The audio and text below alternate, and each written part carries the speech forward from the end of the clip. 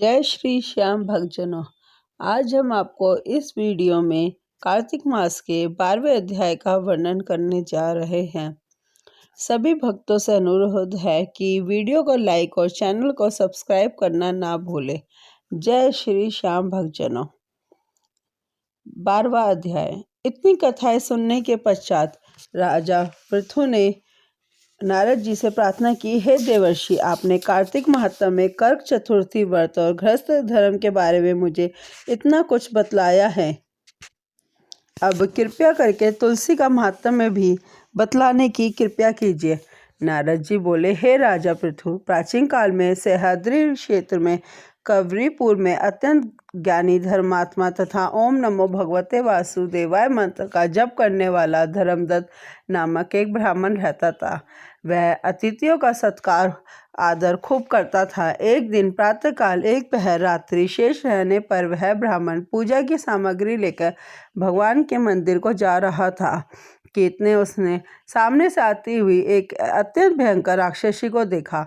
आगे को निकले हुए टेढ़े मेढ़े और बड़े बड़े दांत, लाल नेत्र, बिल्कुल नग्न लकड़ी के समान सूखा शरीर तथा मुख से घुरघुर शब्द निकल रहा था। ऐसी भयंकर राक्षसी को देखकर भयभीत धर्मदत्त ने अपने हाथ का तुलसी मिश्रित जल उस पर फेंक दिया।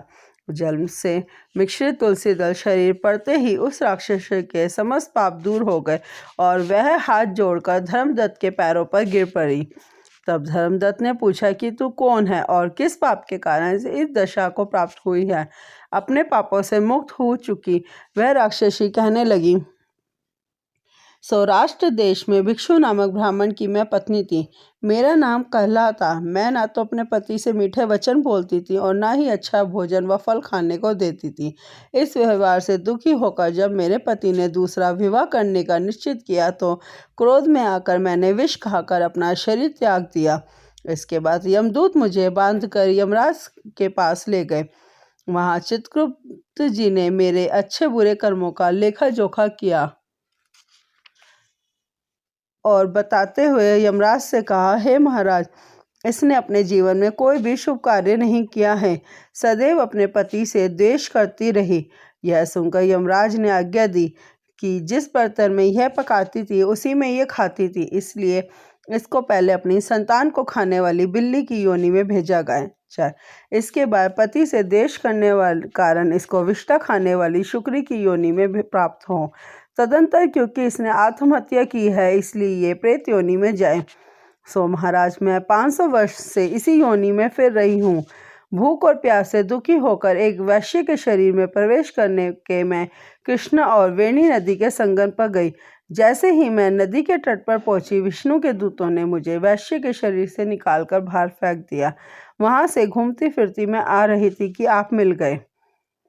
आपने तुलसी मिश्रित जो जल मेरे ऊपर फेंका है उससे मेरे संपूर्ण पाप नष्ट हो गए हैं। अब कृपया करके मेरी इस प्रेत योनि से मेरा उद्धार कीजिए।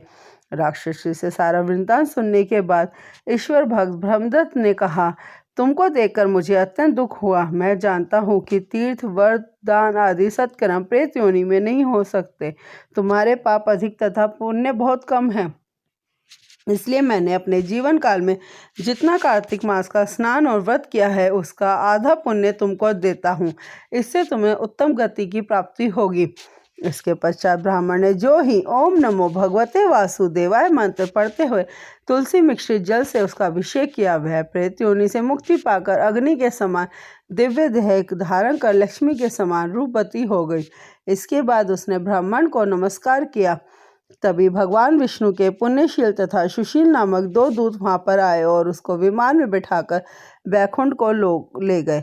उन दूतों ने धर्मदत्त से कहा, हे ब्राह्मण, निरंतर भगवान की भक्ति में लगे रहने के कारण तुम धन्य हो।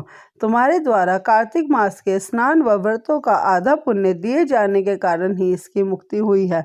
हे विप्र, अपने इस त्याग, भक्ति और कार्तिक स्नान के प्रताप से कालांतर में तुम राजा के कुल में जन्म लोगे और अंत में वैकुंठ धाम को प्राप्त करोगे। इसी के साथ कार्तिक मास का 12वां अध्याय समाप्त होता है।